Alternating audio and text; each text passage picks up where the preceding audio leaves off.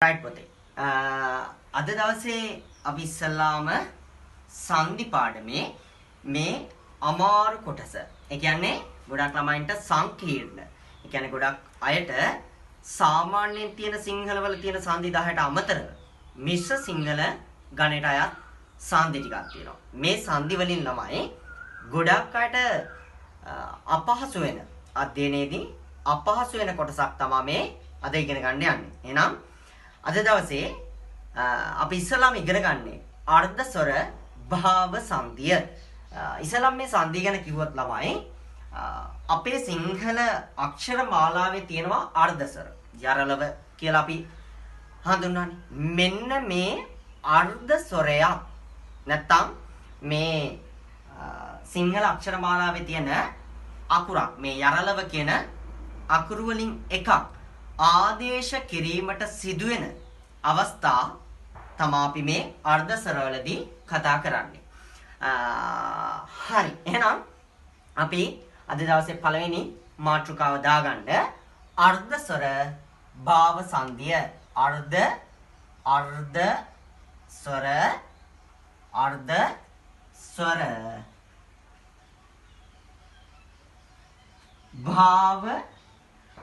භාව සංධිය.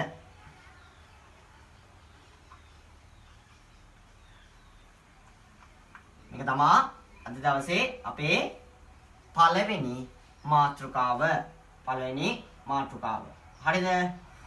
එතකොට මේ සංධිය ගත්තොත් කොහොමද අපි මේක හඳුනාගන්නේ?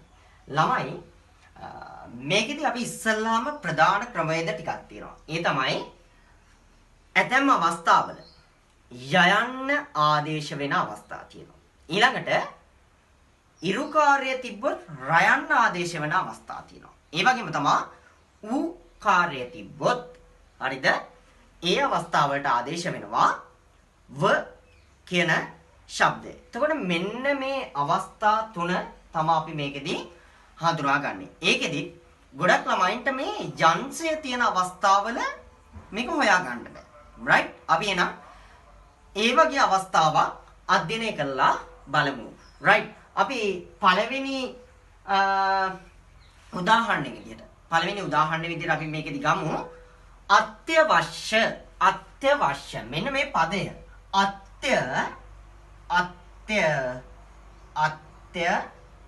අත්‍යවශ්‍ය සාමාන්‍යයෙන් මේ පදය අත්‍යවශ්‍ය කියන පදය කොහොමද අපි විසන්ධි කරන්නේ? ළමයි සංධි වල තියෙන ප්‍රධානම දේ තමයි පදයක් විසන්ධි කර ගැනීම. ඒක කරගත්තොත් විතරයි අපිට පුළුවන් මේක හදන්න. දැන් මේ පදේ ගත්තාම ළමයි විසන්ධි වෙන්නේ මේක විසන්ධි කරන්නේ අපි අති ධන අවශ්‍ය. හරිද? අපි මේක අති ධන අවශ්‍ය කියලා විසන්ධි කරනවා. ඊට පස්සේ මෙන්න මේ සංධි පද දෙක දිහා බලන්න. සෑම වෙලාවකම විසන්ධි පදයක් ගත්තාම අනිවාර්යෙන්ම ඒකේ මුල් පදයේ අග අකුර මේ තියෙන්නේ. මුල් පදයේ අග අකුර හා පසු පදයේ මුල අකුර දෙස බැලිය යුතුයි. හරි. මුල් පදයේ අග අකුරත් පසු පදයේ මුල අකුරත් බැලුවම ළමයි පසු පදයේ මුල ස්වරාක්ෂරයක්.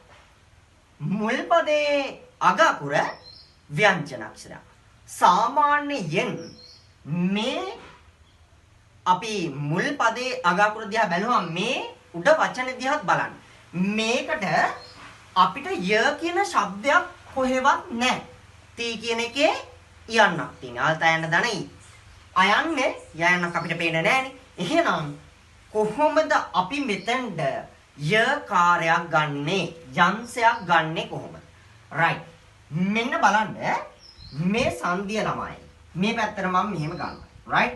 දැන් බලන්න අපි මේක මෙන්න මේ විදිහට හදනවා. බලන්න අති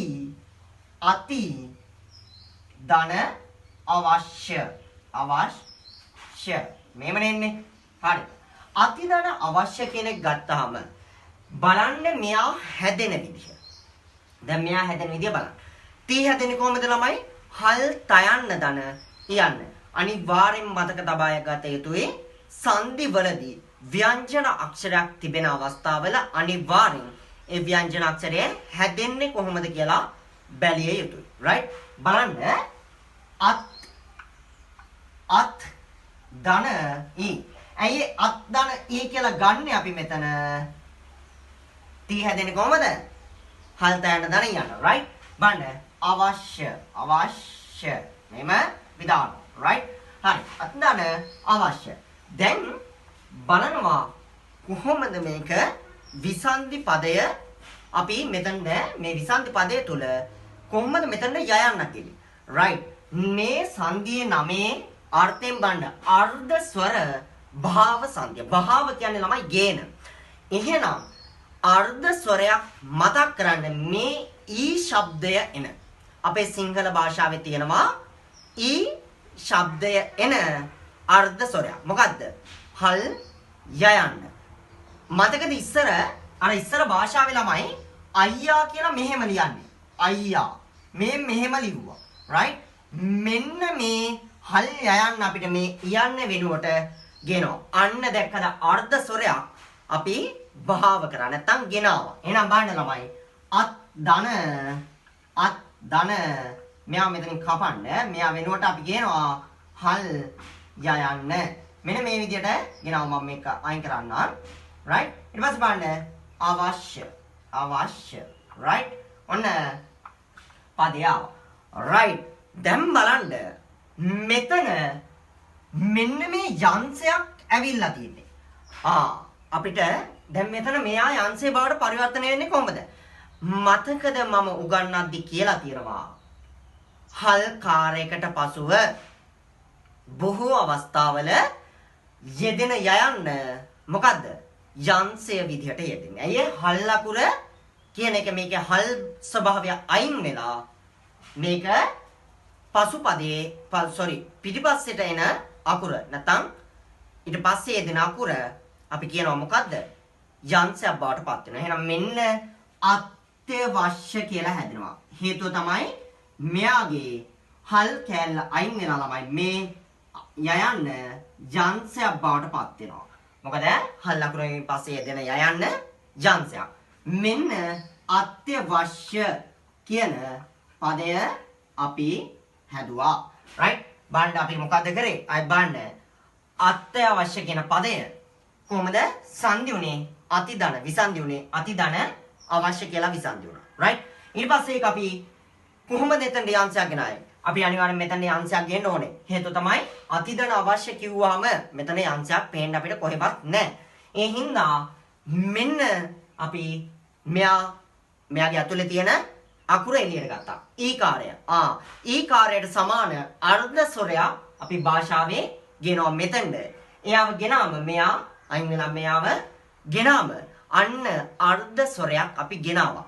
ඒක භාෂාව තුළ ලියද්දී අපිට යංශයක් බවට පරිවර්තනය වෙලා තමයි ලියවෙන්නේ. right?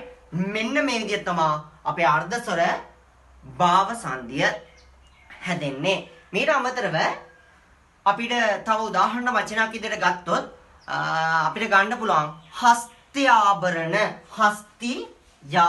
කියන එක. හස්ත්‍යාභරණ ඒකත් හොඳ වචනයක් මේකටම හස්ත්‍යාභරණ. මම ඒකත් හදලා පෙන්නන්නම්. right? හස්ත්‍යාභරණ. බලන්න